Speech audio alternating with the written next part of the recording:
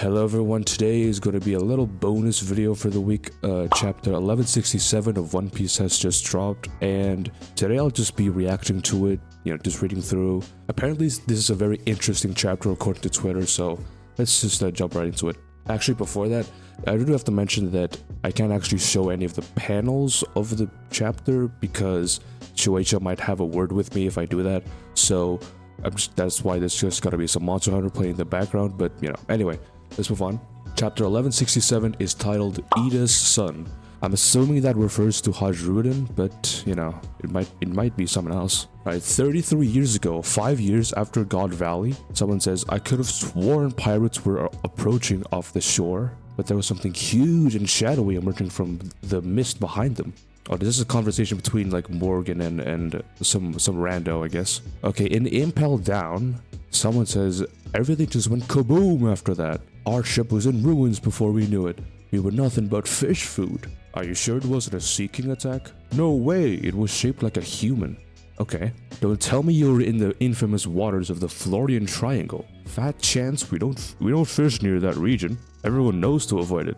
Anyway, that monstrous thing was definitely human-like. Okay, so from what I'm getting, something attacked a ship going into Impel Down. Am I correct on that? I don't know. Okay, so anyway, during this period, a rumor began to circulate among the Grand Line countries. They said a monster lurked deep in the foggy seas, targeting pirate crews. The identity of that monster was none other than Harald. Okay, so Harald was attacking ships going to Impel Down.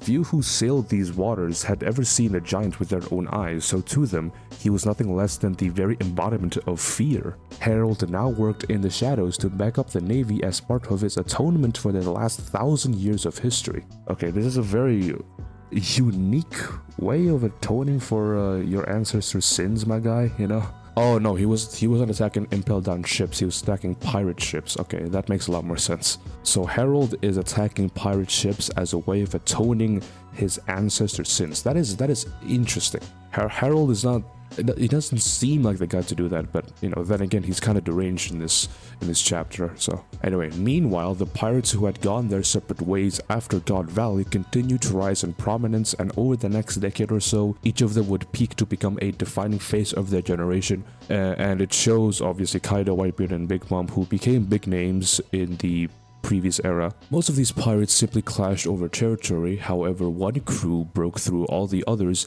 and achieved a feat long believed impossible. They circumnavigated the entire world. Yep, that is what the Roger Pirates did, and they were hailed as the crew of the King of the Pirates, Gold Roger. Of course, yeah. The public execution of the captured pirate king was meant to serve as a spectacle,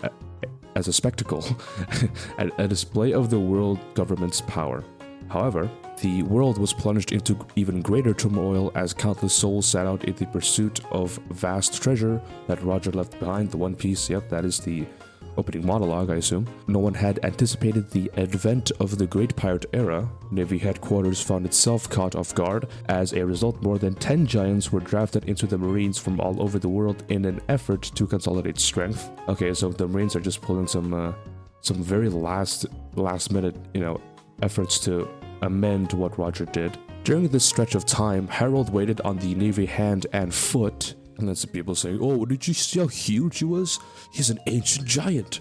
I want to make him my slave. Okay, no, that must be from Celestial Dragons, I assume. Very classic of them to do that, I mean. And that very year, he was finally granted formal permission to visit the Holy Land. And then Harald says, a shallow sea contract? That is correct. Consider yourself the right hand of the God's Knights. From War Curie. Harald says, God's steel. It is a great honor.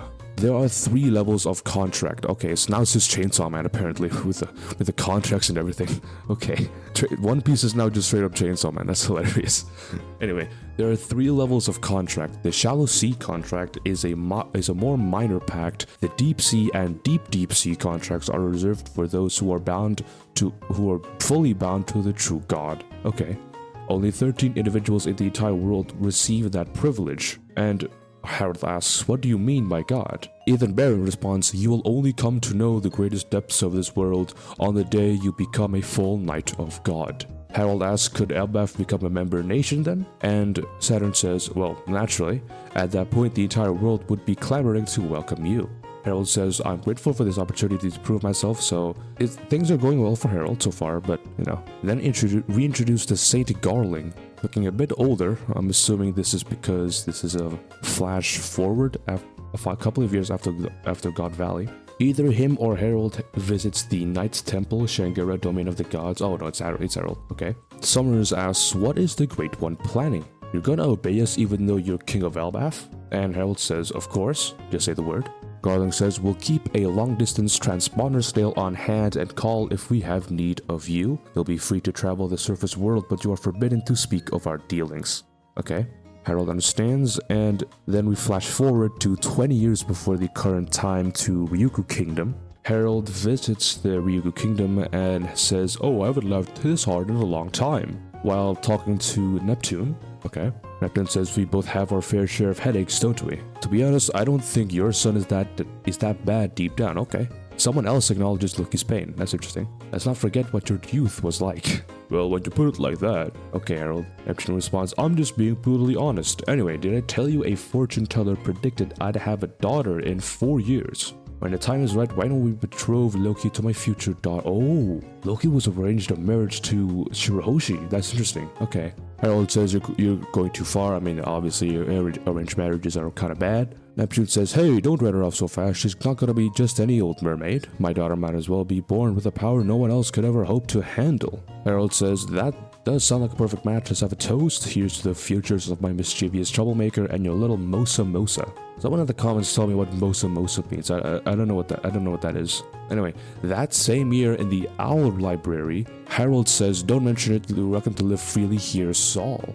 Okay, so this must be right after the whole thing happening with Ohara. So it's probably after Ohara burned down and everything. Harald says, actually, there's one more thing I'd like to ask. If we get other learned folks on Elbaf to help, would you be willing to open a school here? Okay. So Saul probably built the school that was on this library around this time.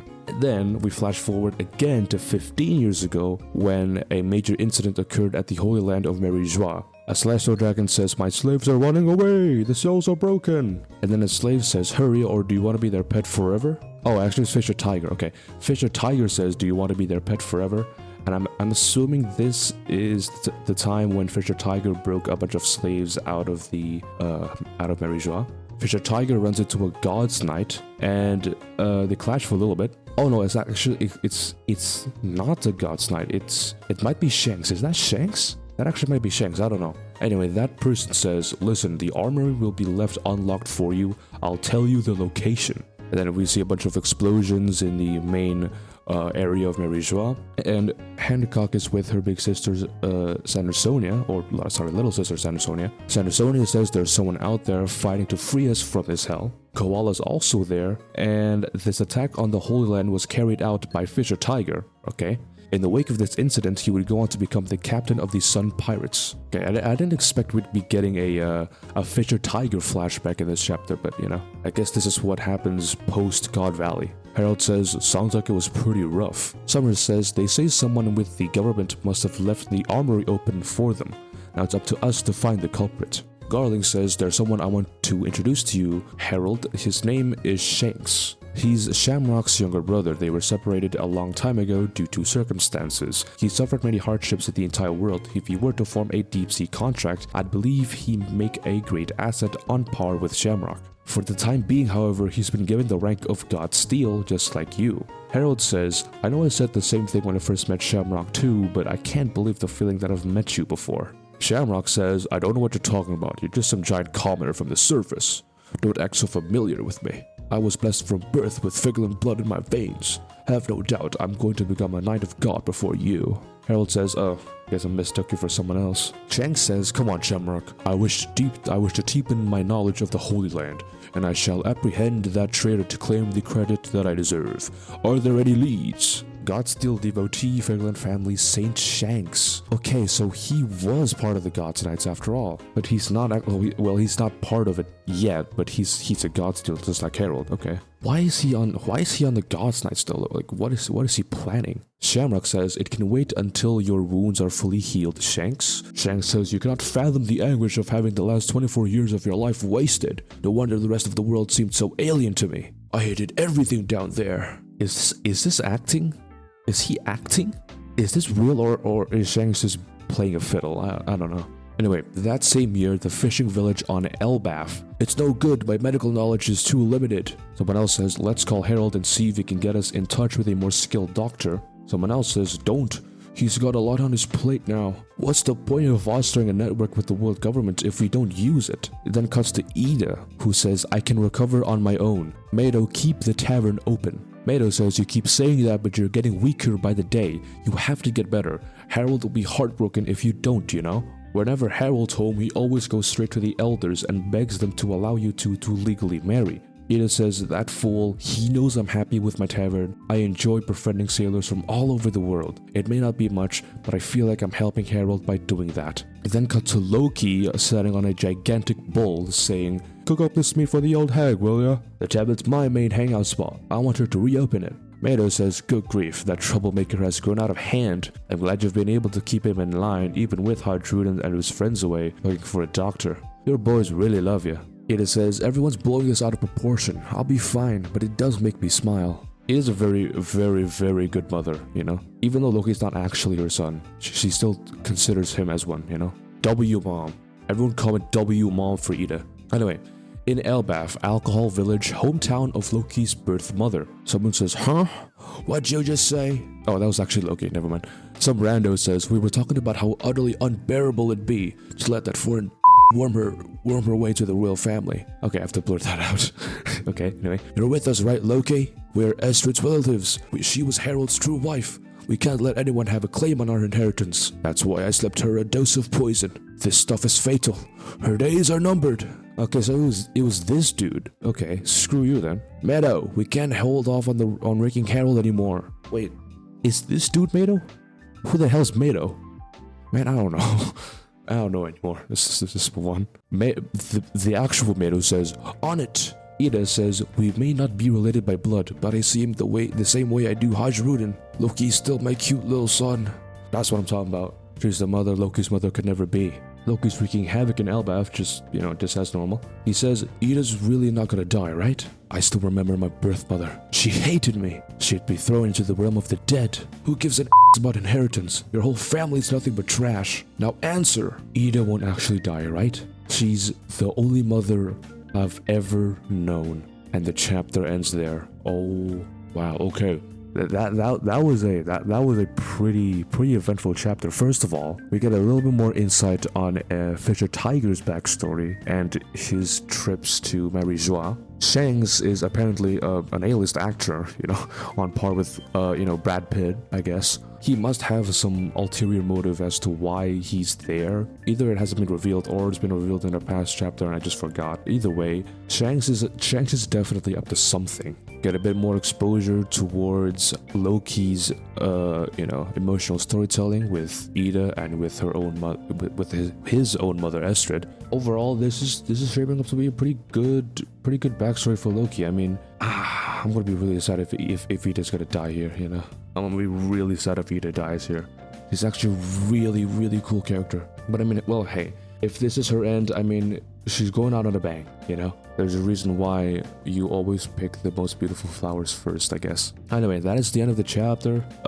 Pretty eventful. A whole bunch of exposure of what truly happened in the past, after God Valley, after that whole thing. So, yeah.